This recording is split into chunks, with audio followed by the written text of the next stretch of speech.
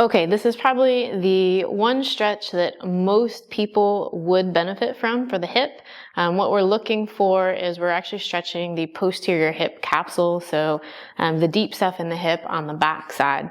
It's going to look similar to like a pigeon pose if you've ever done that before, but we're going to make a few adjustments so that we're hitting the deeper tissue versus just the superficial muscles. So you're going to get on your hands and knees to start. For demonstration, I'm going to show you how to stretch the left hip. So what I'm going to do first is I'm going to go ahead and extend that right leg back. And now I want to hinge into this left hip. So what I'm going to do is I'm going to really reach that right side back. And I'm kind of putting myself into this relative hip flexion here where my left thigh is coming near my chest.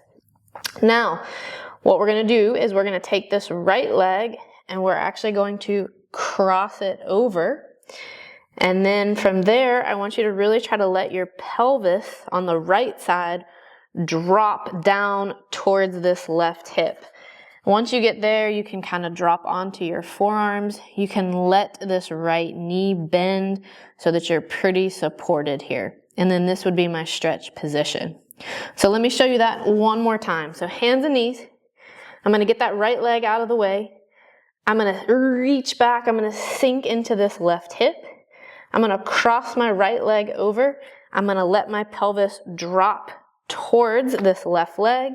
I can now support myself with this other knee, come down on my forearms, and I should feel a ton of tension on the back side of this hip, and I am just hanging out here to get that stretch.